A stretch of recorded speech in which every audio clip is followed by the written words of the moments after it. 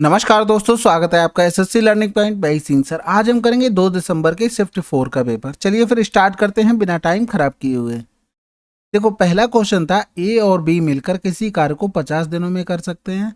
यदि A B से 40% कम कुशल है तो ए अकेले कार्य करके 60% कार्य को कितने दिनों में पूरा कर देगा। अब देखो, ए बी से 40% कम कुशल है। 40% 20 दूनी 40, 20 पंजे 100 हो गया।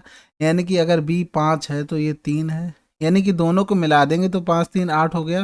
गुणे 50 करेंगे तो क्या हो गया, टोटल काम आ गया। अब ए को करना, ए की इफिशियंसी कितनी थी, 3 थी। तो 3 से भाग तो करना था लेकिन कार्य का 60% भाग करना था, तो 60% करना पड़ेगा। 50 दूनी 3 दूनी 6 से 6 चला गया, 80 आंसर आ गया। अगला सवाल करते हैं।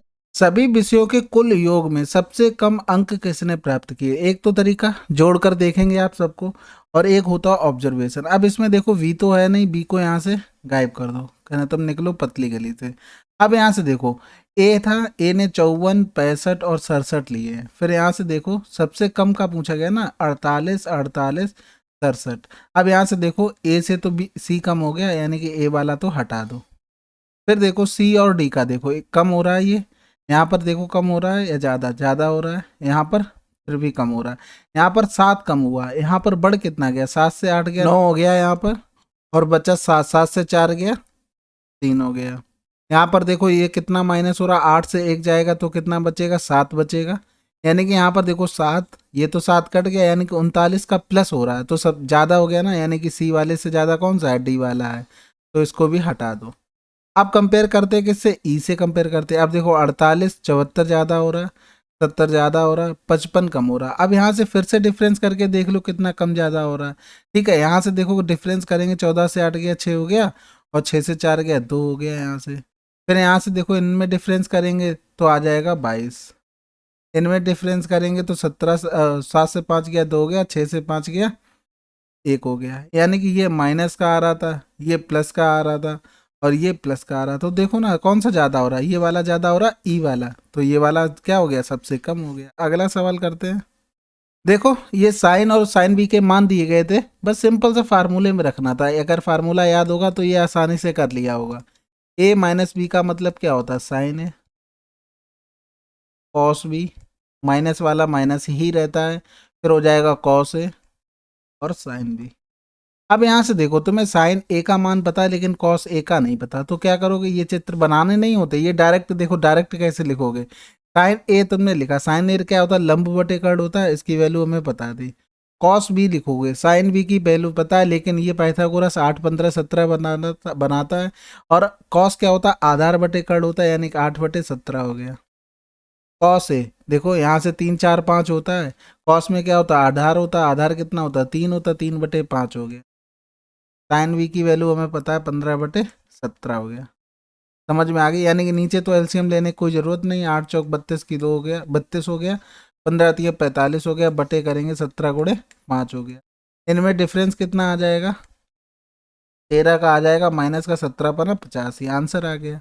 ठीक है, अब यहाँ से ये नहीं कि आप लिख रहे हो साइन ए यहाँ पर लिखा आपने, फिर 4/5 किया, क्योंकि साइन में क्या होता है, लंब बटे कर्ण। फिर आपने 3 निकाला, फिर यहाँ से कॉस ए की वैल्यू लिख रहे हो, तब आप कहीं ना कहीं पीछे हो रहे हैं। ये फार्मूला भी नहीं लिखा जाता, ये फार्मूला सारे दिमाग में, केवल आपको ये वैल्यू लिखनी होती है बस। अगला सवाल करते हैं। From the circumcentre L of X Y Z perpendicular L M is drawn on side Y Z if Y X Z 60 degree then the measure of Y L M. अब यहाँ से देखो, एक्स वाई जेड बनाना पड़ेगा त्रिभुज। ये हो गया x, ये हो गया वाई, ये हो गया जेड। सरकम सेंटर एल हो गया, ठीक है। Perpendicular L M is non Y Z, Y Z कहाँ पर है, ये है। इस पर क्या हुआ, परपेंडिकुलर डाला गया, ठीक है। तो कह रहा है Y X Z, Y X और जेड, यानी कि ये हो गया 60 डिग्री। तो वाई एल एम ये निकालना था। अब यहाँ देखो, थोड़ी सी क्या करेंगे, कुछ लाइनें मिलानी पड़ेंगी, उनको मिलाते हैं और फिर देखते हैं सवाल क्या बनेगा। यहाँ से देखो, इसको मिला दिया। अब ये सरकम सेंटर बन गया इस तरीके से, ठीक है। बोल रहा था एल क्या है तुम्हारा, सरकम सेंटर है, तो यहाँ से इस तरीके से बना सकते हैं सरकम सर्किल। अब यहाँ से देखो, ये 60 हो गया तो ये कितना हो जाएगा, 2 गुना हो जाएगा, 120 हो जाएगा। ये देखो ये भी रेडियस होगी, ये रेडियस होगी, और देखो सेंटर से जीवा पर लंब डाला गया तो दो भागों में डिवाइड हो जाएगी, ये भी बराबर हो गया और ये कॉमन हो गया। अब यहाँ से देखो ये एस एस ट्रिपल एस से क्या हो गया, सर्वांग सम हो गया, यानी कि ये दो कोण भी बराबर हो जाएंगे, यानी कि ये 60 हो गया, ये भी 60 डिग्री हो गया। अगला सवाल करते हैं। ऊपर दी गई तालिका के अनुसार किस देश में सबसे ज्यादा पॉजिटिव केस है? तो देखो सिंपल सी बात है, सबसे पहले तो हम देखते हैं, ऑब्जर्वेशन किया करो, जरूरी नहीं कैलकुलेशन करने बैठ गए, ठीक है, वो तो सभी लोग कर सकते हैं, जैसा बेसिक आता है वैसे करेंगे। यहाँ से देखो परसेंटेज सबसे ज्यादा किस में है, इसमें है और इसमें है। नंबर देखो सबसे ज्यादा किस में है, इसमें है, बात खत्म कर दो यहीं पर।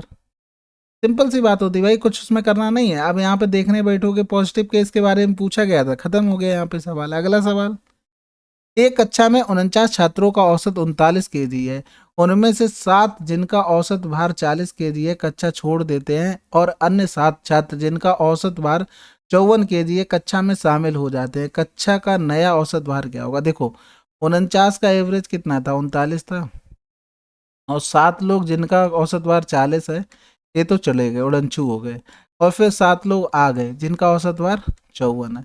अब यहाँ से देखो जो भी नया औसत आएगा वो 39 में या तो प्लस होगा या माइनस होगा, आप देखते हैं क्या होना है। यहाँ से देखो ये कितना ज़्यादा लेके गए, एक 7 लोगों में 7 ज़्यादा लेके जाएंगे। यहाँ से देखो ये कितना ज़्यादा लेके आ रहे हैं, 9 5 14 होता है, यानी कि 14 से 9 गया 5 हो गया, और 4 से 3 गया 1 हो गया। तो ये 15 ज़्यादा लेके आ रहे हैं, 7 लोगों में कितना ज़्यादा लेके आएंगे, 15 सत्ते 105 ज़्यादा लेके आएंगे। अब ये 7 लेके जा रहे थे तो क्या फ़र्क पड़ा, कुछ नहीं, यहाँ से घटा देंगे तो कितना हो जाएगा, 98 हो जाएगा। अब ये 98 डिवाइड कितने लोगों में होगा, 49 लोग थे ना, 49 लोगों में डिवाइड होगा तो नया एवरेज पता लग जाएगा। प्लस का आया था तो यानी कि प्लस का 2 कर दो, 41 आंसर आ गया।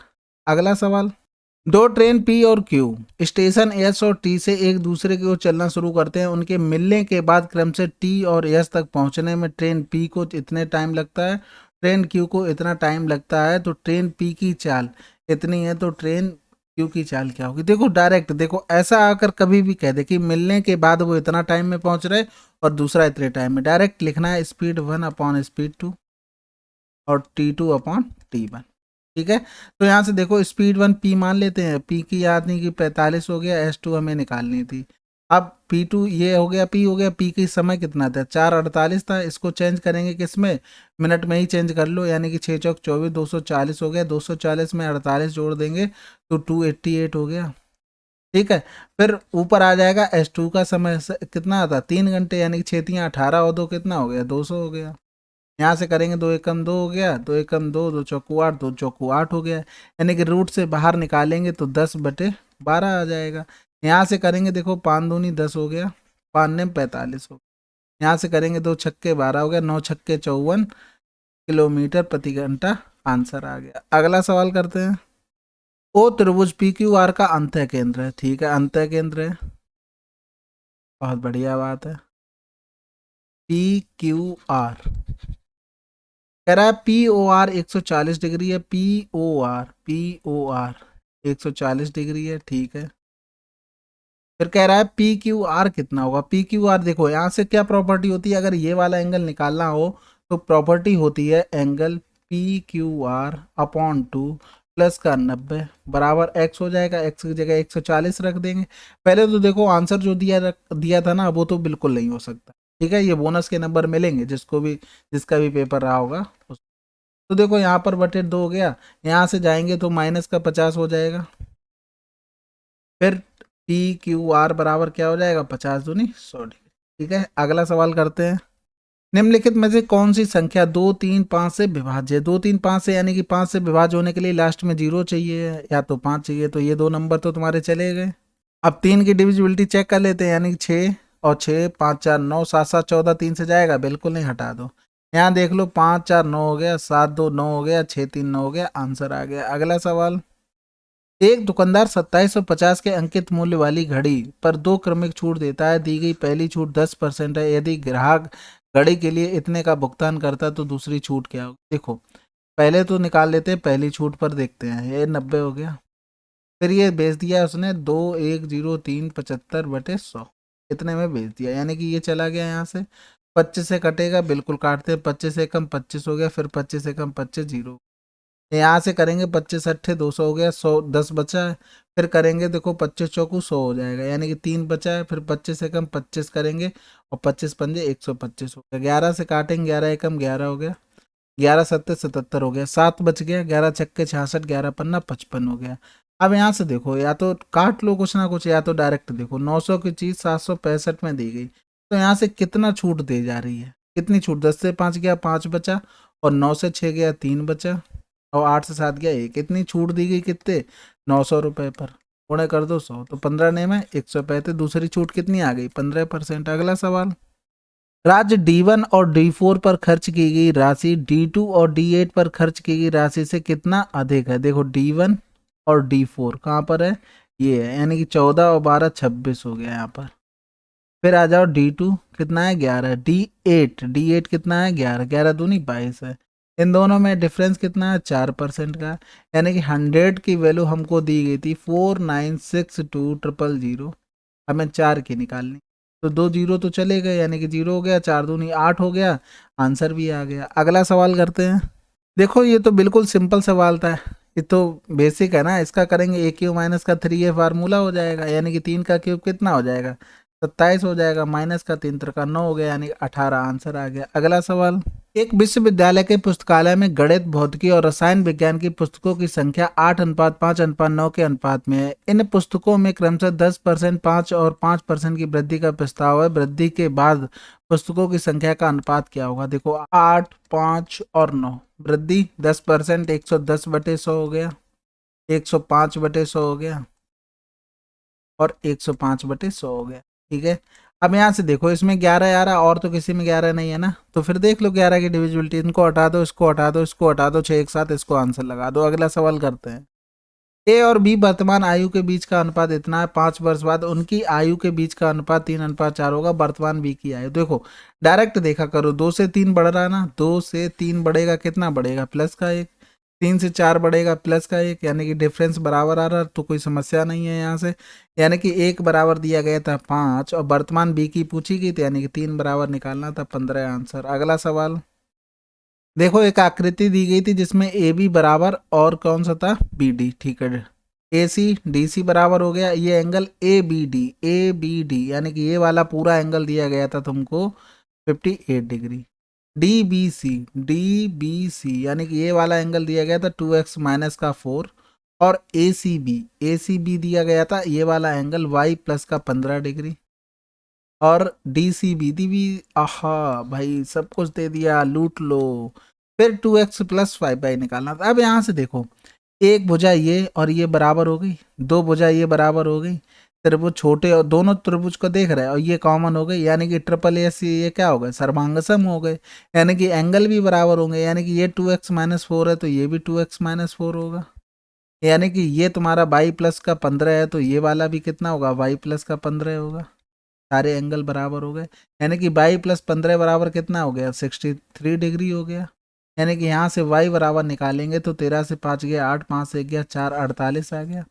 यहाँ पर देखो 2x माइनस का 4 प्लस का 2x माइनस का 4 बराबर कितना हो जाएगा 58 डिग्री। यहाँ से करेंगे 4x और 8 उधर जुड़ जाएगा, यानी 66 से 2x हमें निकालना था, ये देखो यहाँ से, तो 2x से निकालेंगे तो कितना हो जाएगा 33 हो जाएगा। वैल्यू पुट करते हैं 33 प्लस 5 गुणे 48, 5 अट्ठे 40 हो गया, 5 चौको 20 और 4 24 हो गया, यानी कि जोड़ेंगे तो 3 हो गया, 4 3 7 हो गया, 273 आंसर आ गया। अगला सवाल, तीन संख्याएं 2 3 5 के अनुपात में, उनका एलसीएम इतना है, उनका एचसीएफ ज्ञात कीजिए। देखो सिंपल सी बात है, 90 दिया गया था, यानी कि इन संख्याओं में अगर सबको x मान लेते 2x 3x 5x, तो इनका एलसीएम क्या लिख सकते थे, ये तो कॉमन आ गया, बाकी 2 3 5 में कुछ भी कॉमन नहीं है ना, 5 15 दूनी 30 हो गया, ये तो एलसीएम हो गया, ये 90 आ गया, तो x बराबर कितना आ गया 3 तिरका 9 आ गया, यानी x बराबर 3 आ गया। अब यहाँ से देखो इसमें से कुछ कॉमन हो रहा था, केवल x कॉमन हो रहा था, यानी कि ये सारी संख्याएं लेके केवल x से ही तो कॉमन हो रहा था,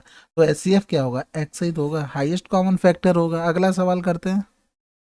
देखो ये नए पैटर्न का सवाल था, लेकिन हाँ इतना कठिन नहीं था। यहाँ से देखो इसको क्या लिख सकते थे, 100 माइनस का 99, 100 प्लस का 99, तो ये तो 1 बन गया, ये 100 प्लस का 99 बन गया। इसी तरीके से पूरी सीरीज चली जाएगी, इसी तरीके से पूरी सीरीज चली जाएगी 96 चला जाएगा डॉट डॉट डॉट डॉट 1 तक। अब यहाँ से देखो इनका अगर सम निकालते, पहले तो देखो 100 नंबर है, इनका एवरेज निकालेंगे तो फर्स्ट और लास्ट प्लस कर देंगे, यानी कि 101 हो जाएगा और बटे हो जाएगा 2। तो यहाँ से 2 पंजे 10 हो गया, यानी कि यहाँ से 0, 5 एकम 5 0, 5 एकम 5, यानी कि फर्स्ट वाला तो बिल्कुल सही हो गया। दूसरे वाले में देखो यहाँ पे माइनस का 16 आ रहा है, यानी कि यहाँ पर अगर वैल्यू पुट करते क्या रखते, माइनस का 1 रखना पड़ेगा x बराबर -1, लेकिन यहाँ से देखो क्या कह रहा था, 0 से छोटा है, इसलिए -1 दिमाग में भी आ रहा है। ठीक है, तो -1 का रखेंगे तो दोनों जगह माइनस माइनस प्लस हो जाएगा, माइनस का 16 आ जाएगा। यहाँ पर रखेंगे -1, यहाँ पर देखो पावर -1 का मतलब है वो नीचे आ जाएगी, यहाँ पर भी -1 हो जाएगा, तो आंसर क्या आ जाएगा, 2 आ जाएगा, वो भी माइनस का। यहाँ पर प्लस का दिया गया था, यानी कि दूसरा गलत हो गया। अगला सवाल, एक कार को इतने में बेचने पर एक डीलर को 25% का लाभ होता है, यदि लाभ को घटाकर 18% कर दिया जाता है तो विक्रय मूल्य क्या होगा। तो यहाँ से देखो 25% के लाभ पर बेचा जाता है, यानी 125 बराबर 278,000 हो गया। अब यहाँ से देखो लाभ को घटाकर 18% कर दिया गया है, तो विक्रय मूल्य क्या होगा, तो विक्रय मूल्य हो जाएगा 118 रुपये। बस इसी की वैल्यू निकालनी, ध्यान से करेंगे। 25 पंजे 125, 25 एकम 25, बचा कितना है, 2 बच गया, 25 एकम 25, 3 बच गया, 25 एकम 25, 25 दूनी 50, 0। यहाँ से करेंगे 5 दूनी 10 हो गया, 1 बच गया, 5 दूनी 10, फिर 1 बचा, 5 दूनी 10, 5 चौको 20 हो। अब यहाँ से देखो 118 का डायरेक्ट गुणा तो कर नहीं सकते, तो इसको चेंज करके क्या लिख सकते थे, 100 प्लस का 18 लिख सकते थे, यानी कि यहाँ से करेंगे गुणा तो कितना हो जाएगा 22 2 4 00। यहाँ से देखो 18 का करेंगे, 18 चौक 72। ऑप्शन भी देख लिया करो, हमें कहाँ तक मेन चेक करना। देखो अगर 4 तक करेंगे ना तो कुछ ना कुछ तो ऑप्शन निगलेक्ट कर दिए जाएंगे, क्योंकि कुछ ना कुछ तो अलग मिल जाएगा। वो उसके बाद 5 तक तो पूरा ही करना था, जब 5 तक करोगे तो बचा 1 है, यानी कि टोटल कर लेंगे। तो 18 चौक 72 हो गया, यहाँ से लगा 7, 18 दूनी 36 और 7 43 हो गया, यहाँ से लगा 4, 18 दूनी 36 और 4 40, यहाँ से लगा 4 हो गया। फिर 18 दूनी 36 करेंगे, 36 और 4 40, 0 हो जाएगा, फिर 4 हो जाएगा। ठीक है, अब इनको जोड़ते हैं, 2 हो गया, 3 हो गया, 4 हो गया, 2 हो गया, 4 2 6 हो गया, 2 हो गया, आंसर आ गया 26 24 32। अगला सवाल करते हैं, साधारण ब्याज पर 640 की धनराशि 2 वर्ष में 832 हो जाती है, साधारण ब्याज की समान दर पर 4 वर्ष में 807 कितने हो जाएंगे। तो देखो सबसे पहले तो रेट निकालनी पड़ेगी। यहाँ से देखो 832 रुपये होगी तो ब्याज कितना रुपए मिल गया, 2 मिल गया, 3 से 4 13 से 4 गया, 9 मिल गया। ठीक है, फिर बचा कितना, 7 7 से 6 गया, 1 मिला। कितना ब्याज मिला, कितना 2 वर्षों में मिला, यानी कि ये तो आ गया 1 वर्ष का ब्याज। किस पर मिला, 640 पर मिला। गुणा कर दो 100, यानी कि यहाँ से रेट आ जाएगी, यानी कि 0 से 0 चला गया, 2 पंजे 10 हो गया।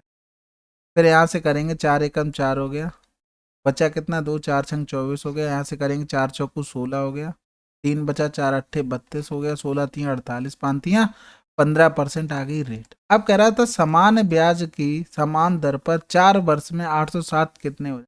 4 वर्षों में ब्याज कितना मिलेगा, 15 चौकू 60, यानी कि 160 की वैल्यू निकालनी थी हमें। 100 की वैल्यू दी गई थी 860, 160 की वैल्यू निकालनी थी। 0 से 0 चले गए, 16 छक्का 96 हो गया, हासिल लगा कितना हो गया, 9 हो गया, 16 अट्ठे 128 और 9 कितना हो गया, 137।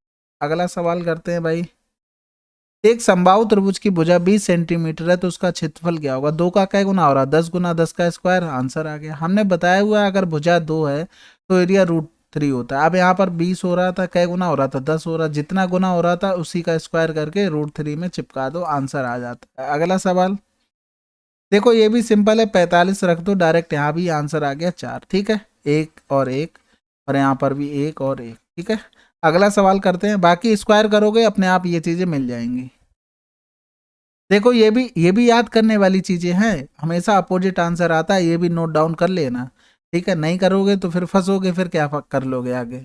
देखो इसे सॉल्व कैसे करते हैं, इसके बराबर x मान लो, दोनों का मल्टीप्लाई कर दो, 1 माइनस का कॉस थीटा, 1 प्लस का कॉस थीटा, अपॉन में हो जाएगा साइन स्क्वायर थीटा, बराबर हो गया 1/5 इंटू एक्स हो जाएगा। अब यहाँ से देखो ऊपर क्या बन गया, 1 minus cos theta 1 plus cos theta मिल गया, यानी कि यहाँ से अगर सॉल्व करेंगे तो 1 माइनस का कॉस स्क्वायर थीटा लिख सकते हैं, और ये किसकी वैल्यू होती है, साइन स्क्वायर थीटा की होती है, यानी कि ये तो ऊपर से कट गए ना, तो आंसर क्या आ जाएगा, 1 बराबर 1/5 इंटू एक्स हो जाएगा। तो एक्स बराबर कितना आ गया, 5 आ गया। ठीक है, ये नोट कर लेना, ये दूसरे एक दूसरे के रेसिप्रोकल होते हैं। ठीक है, देखो ये भी सिंपल था, यहाँ से क्या करो डायरेक्ट एक्स कॉमन ले ले, काम चलेगा, नहीं छोड़ो उसको, यहाँ से ऐसे कर लो एक्स स्क्वायर प्लस का 1 बराबर 8x हो गया, यानी कि एक्स स्क्वायर माइनस का 8x बराबर माइनस का 1 हो गया, यहाँ पर पुट कर दे, माइनस का 1 प्लस का 2 कितना बन गया, प्लस का 1, यानी कि आंसर क्या आ गया 5। अगला सवाल देखो, ये थोड़ा कैलकुलेटिव था लेकिन अच्छा सवाल था। हमें देखो ए बी बराबर दिया गया था 16, यानी कि ये वर्ग की भुजा हो गई, तो यहाँ से अगर रेडियस निकालेंगे तो 16√2 हो जाएगी, कोई दिक्कत कोई समस्या नहीं होनी चाहिए। अब यहाँ से देखो इस सेक्टर का एरिया निकालेंगे तो पूरे एरिया, अगर पूरे सर्किल का निकालते उसका 1/4 होगा, क्योंकि यहाँ पर क्या बन रहा था 90 डिग्री बन रहा था। तो ये इस सेक्टर का एरिया अगर निकालेंगे तो पाई आर स्क्वायर, यानी पाई की वैल्यू 3.14, आर स्क्वायर का मतलब क्या हो गया 16√2, यानी कि 16 गुणे 16 गुणे क्या हो गया 2। ठीक है, ये तो आ गया एरिया सेक्टर का, माइनस कर देंगे स्क्वायर का एरिया, यानी कि 16 का स्क्वायर है। लेकिन ये जो एरिया लिखा है ना, ये पूरे सर्किल का लिख दिया, इसका 1/4 करना पड़ेगा, क्योंकि यहाँ पर 90 डिग्री बन रहा था। अब यहाँ से देखो 2 दूनी 4 हो गया, यहाँ से करेंगे 2 अट्ठे 16 हो गया। ठीक है, कोई समस्या कोई परेशानी बिल्कुल भी नहीं होनी चाहिए थी।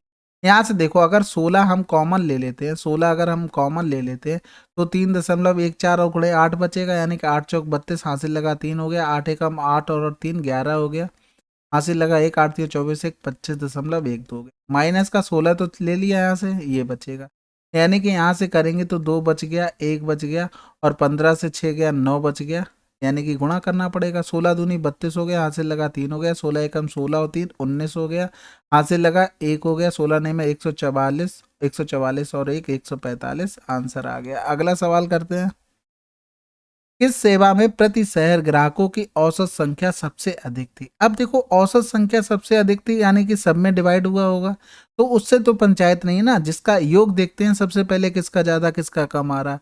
यहाँ से देखो CABD, तो सबसे ज्यादा देखो किसका योग आ रहा है 250, 175, 350, यानी कि ये तो बहुत कम हो रहा है, इनको तो हटा दो, बी तो निकल गए। फिर 260, यानी कि कितना हो रहा है प्लस का 10 हो रहा है। यहाँ से करेंगे कितना हो रहा है प्लस का 25 हो रहा है।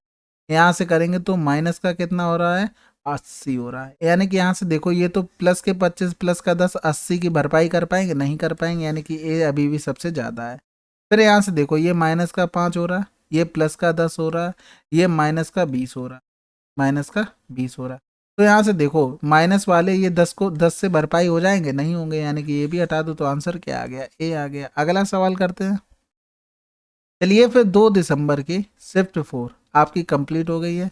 मिलते हैं अगले वीडियो में, तब तक के लिए जय हिंद जय भारत।